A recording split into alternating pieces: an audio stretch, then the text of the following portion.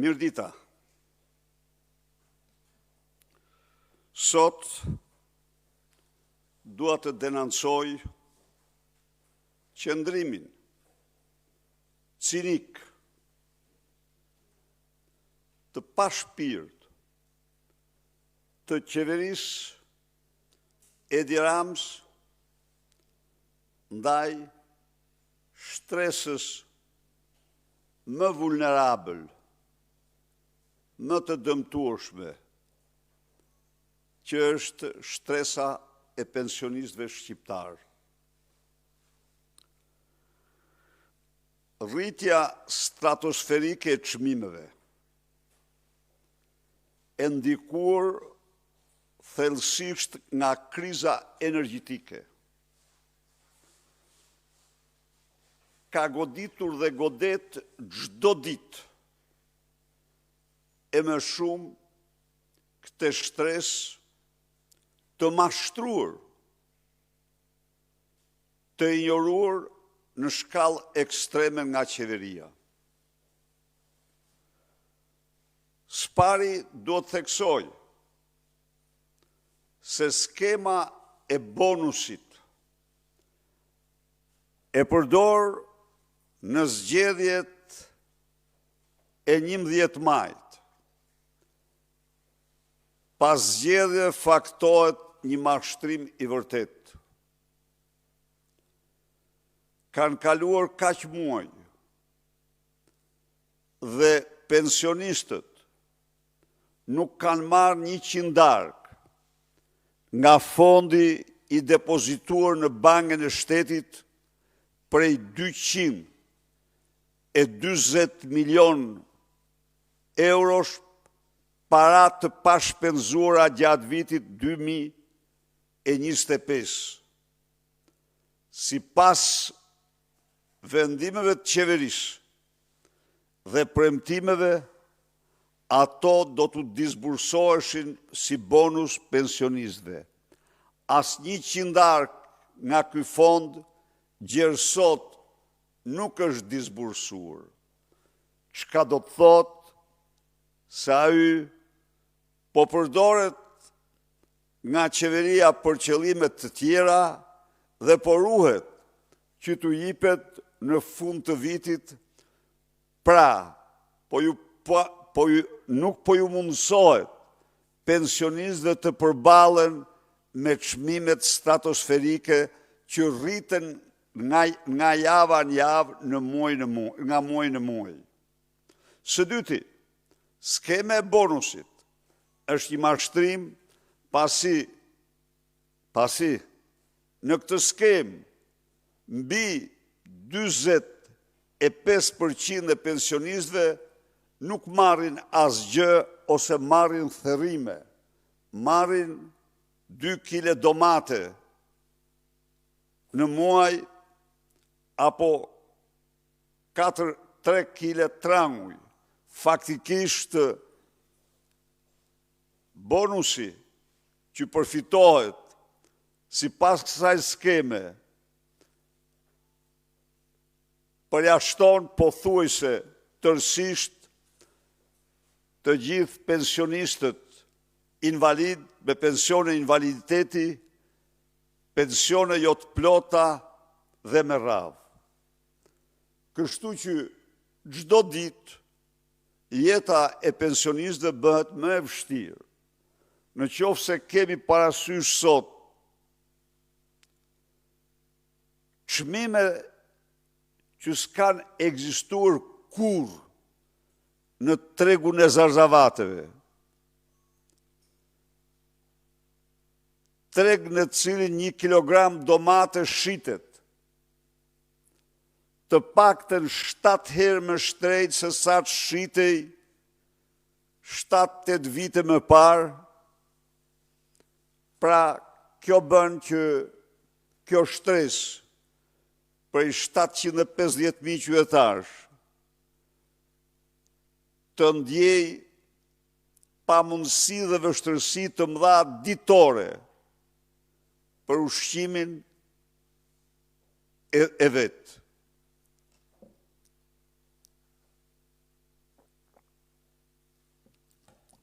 Kjo bën që kjo shtres absolutisht të mos mund të blej ilaçet që i duhen për mjekimin ditor të smundjeve dhe dihet se incidenca e smundjeve kronike në këtë shtres është shumë e lartë. Në këtë kuadër është e domosdoshme së pari dhe njëherë përgjysmimi i ngarkesës fiskale ose ulja e ngarkesës fiskale për litrin e naftës në nivelin e vendeve përreth, në nivelin që e ka sot Macedonia dhe Kosova, nivel që është pothuajse 50% më i ulët se sa në Shqipëri. Çdo manovër tjetër është absolutisht inefikase dhe është totalisht në favor të arkës së qeverisë. Gjerësot qeveria nuk ka asnjë ulje sepse ka vendosur nivelin 220. Por problemi është se nga rritja e çmimit të naftës nga 1700 në 220, qeveria ka akumuluar ose akumulon rreth 80 milion euro në vit. Asnjë qindar këtyre nuk është shpërndar as për pensionistët, as për qytetarët. Kështu që, krahas përgjysmimit apo thuaj përgjysmimit të çmimit të taksën, të nivelit të taksimit të litrës së naftës, e domosdoshme kjo. Nuk ka një vend në botë, nuk ekziston asnjë vend tjetër në botë që të ketë taksuar litrën e naftës 60% të çmimit me të cilin ajo shitet. Asnjë vend. Ky është niveli më i lartë në botë i taksave për litrën e naftës. Është niveli më absurd, më ndëshkues për qytetarët. Ndaj dhe ulja me urgjencë e kësaj barre fiskale është e domosdoshme për të parandaluar sadopak, për të amortizuar sadopak pasojat shumë të rënda të efekteve të rritjes së çmimit të naftës.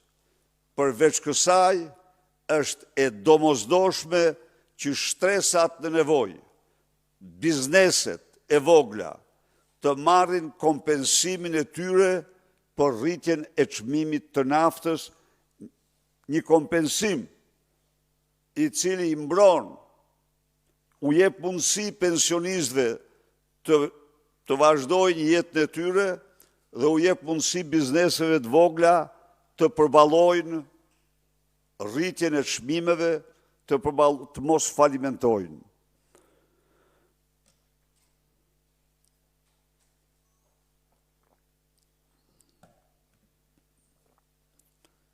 Të gjitha këto me këtë qeveri janë të pashpresa, sepse Edi Rama faktoi se është për të mbrojtur vjedhjet e tij dhe të Lubi Ballukut, është i aftë të bllokojë përfundimisht drejtësinë dhe të miratojë ligje dhe praktika me të cilat për ligj vjedhjen nga ai rreth i tij familjar dhe ministrat e tij. Edhe njëherë, denoj me forcën më të madhe këtë qëndrim, i cili de facto, me shpejtësi të rrufeshme, po izolon Shqipërinë.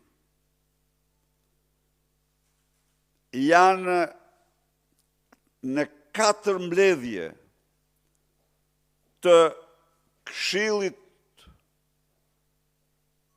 të ambasadorëve dhe zyrtarëve të lartë në Bruksel, në të cilat raporti për standardet dhe luftën kundër korrupsionit i Shqipërisë mbetet në klasë për shkak të Lubi Ballukut dhe të Akshit si kopshti privat i Edi Ramës. Këto janë vetëm hapat ose masat ndëshkimore fillestare. Masat të tjera ndëshkimore ndaj Shqipërisë do të vinë, dhe që të gjitha për faktin se Edi Rama dëshmoj se kur është puna për vjedhjet e tij, korrupsionin e tij dhe të lidhur me të dhe të familjarëve të tij, ai nuk t'i e fliq kushtetut as dhe rregull.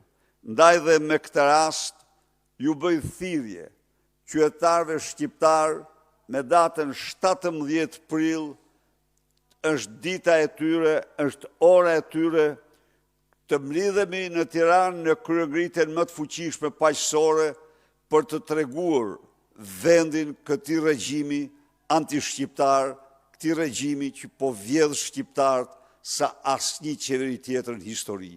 Faleminderit. Zoti Berisha, çmimi i naftës ka afektuar edhe fermerët dhe blegtorët të cilët po protestojnë sot në Tiranë ku kërkojnë subvencionim të naftës, ndërkohë që qeveria pak ditë më parë hoqi naftën pa akcizë për ta. A i mbështesni protestën e tyre dhe keni një thirrje për fermerët? Faleminderit. Asgjë nuk shënon heqja e akcizës për fermerët. Për fermerët duhet përgjysmimi i ngarkesës fiskale dhe heqja e akcizës. Nafta duhet të jepet atyre me çmimin pa taks, pa asnjë lloj takse. Dhe kjo nuk po ndodh. Ndaj dhe fermerët janë të pashpresë, shpresa e vetme dhe rruga e vetme e fermerëve është protesta me të gjitha mjetet me datën 17 prill në Tiranë dhe më pas bllokimi me çdo kusht i rrugëve, i sheshëve të vendit në mënyrë që qeveria të marrë ndëshkimin që meriton. Faleminderit.